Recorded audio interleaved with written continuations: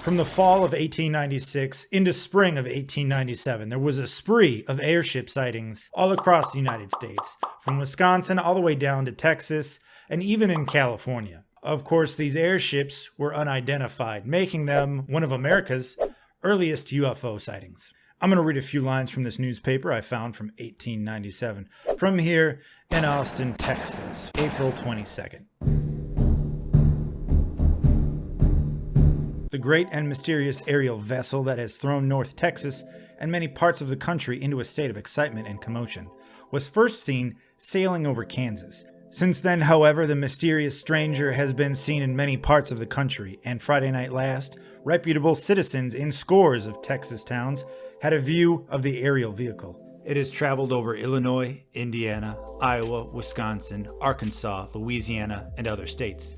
On Friday night, April 9th, the strange light skirted over the northern border of Chicago and could be seen, according to the numerous reports of residents in that neighborhood.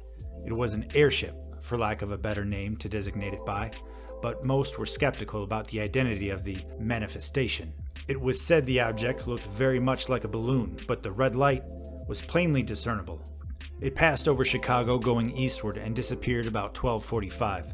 It carried a strange green light, which was seen by thousands of people. Professor G.W. Hugh of Dearborn Observatory, Northwestern University, took an interest in the airship rumors and advanced the opinion that the strange light was caused by the effect of the atmosphere on the star Alpha Orionis. It rises early in the evening, and its course across the heavens is about the same as that of the moon. It reaches the zenith, he says, about the time when the mysterious phenomenon described as an airship was seen that night. On the same night that thousands of people in Chicago saw the airship, red, white, and green lights high in the heavens warned the citizens of Evanston that the Kansas airship was sailing over that suburb. At Wausau, Wisconsin on the same night, what was supposed to be an airship was seen passing over that city about 10 o'clock. Lights could be distinguished from a dark object far up in the heavens, which had the appearance of being shaped like an egg. On the same night, a large number of people at Solon, Iowa saw the mysterious visitor, and on the same night at 2:05 it was seen at Marion, Iowa. The craft, whatever it was viewed by thousands of people, and what's a good UFO story without skeptics chiming in? This was only the stars Orionis or Betelgeuse. Real quick correction, Orionis is Betelgeuse, Betelgeuse is Orionis. I didn't know that at the time, but now I do. And even the planet Venus. But God bless her, a lady from my home state of Wisconsin, Miss Claire Thomas, wrote to her local paper, which had tried to write this off as Venus. If a star is long and has wings, electric lights, and cupola, I think it is almost time some of us began saying our prayers. Go get 'em, Clara. As a skeptic myself, I'm not a fan of these wild speculations, but I'm also not a fan of these obstinate skeptics who won't believe no matter what.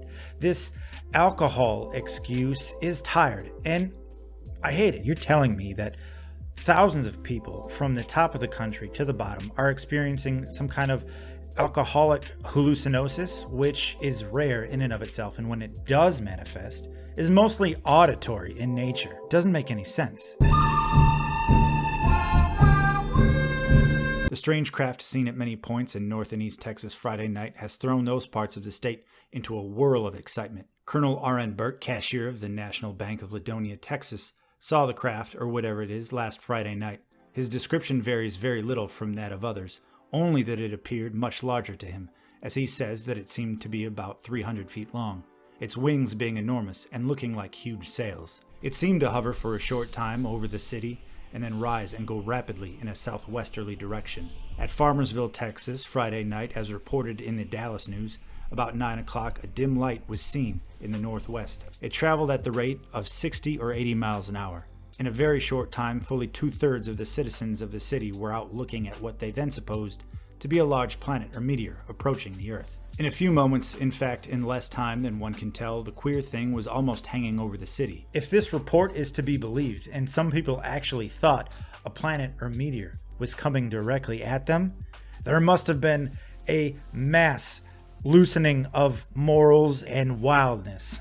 I have to wonder what these people started doing that the newspaper's leaving out. Turn down for what? You know what I'm saying? City Marshal Brown was in the western part of the city making his rounds before going home, and says the ship or balloon passed over him about 200 feet from the ground. Mr. Brown says he could see 2 men in the ship and something resembling a large Newfoundland dog. Mr. Brown says he was close enough to hear them talking, but could not understand one word of their language. A few hours later, this craft is spotted again, if it was indeed the same craft, near Galveston, Texas, by an undertaker who was attending to business. Mr. Walter L. Norwood, an undertaker at Galveston, had a professional call about 3 o'clock Saturday morning, and he says he and his driver, Bob Tevis, saw the airship. The moon was shining brightly, and we could almost see as plainly as in daylight. There was not a cloud in the sky. It moved to the eastward down the beach, following the line of the beach as closely as one would do in driving a buggy. We stopped and watched it. When down about the end of the island, it turned and followed the bay front until about Tremont Street, when it turned and went south out over the Gulf, disappearing in the distance. It was pointed at both ends, according to Mr. Norwood's description, and the headlight was directly in front. It looked like a great big bird with wings flapping regularly, and it traveled swiftly. What does swift mean to someone in the late 19th century? So far, we have 60 to 80 miles an hour, and then judging from the distance from Farmersville to Galveston and the time it would take from the sightings between these two areas, it ranges from about, the 60, 80, 100 miles an hour speed. To the Statesman's gang last night, the mystery man, to the utter consternation of the boys, gave it as his unalterable opinion that there was something in this airship business. Where there's so much smoke, there must be some fire, he said. So many reports from so many different points cannot be fabrications. People may say what they will, but there's something in it. The gang was visibly moved. It is my opinion, continued the mystery man, that the airship so-called is nothing more nor less than a reconnoitering aerial war car from the warlike Mars, investigating the conditions of the United States to see what reinforcements we'll need when the country is invaded by the allied armies of Europe, the Mars soldiers having no confidence whatever in the American Jingos as real fighters. With these soldiers of Mars cavorting around over our heads, do you think there is any danger to us of the Earth? Asked the gang in concert. I most emphatically do. Last Thursday night, one of their aerial boats exploded, and scraps of steel and pieces of electric wire were found on a schoolhouse, the roof of which workmen were repairing. They heard an explosion during the night, and just before it took place, the aerial vehicle was seen sailing through the air. There is great danger in venturing out these nights.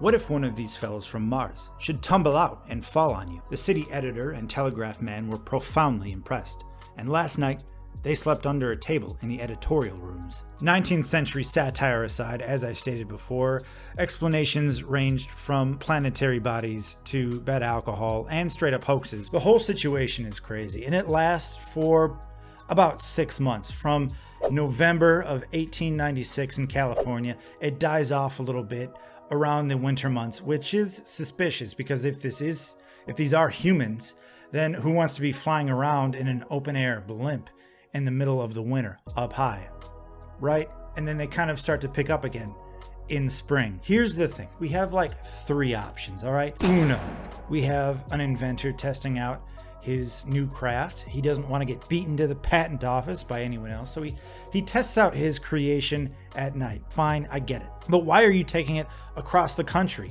north to south, Wisconsin to Texas, maybe even to California if that was the same craft? You have option number 3, I'm skipping over the middle one here, is that it's the real deal. Aliens from outer space, interdimensional, whatever the heck have you.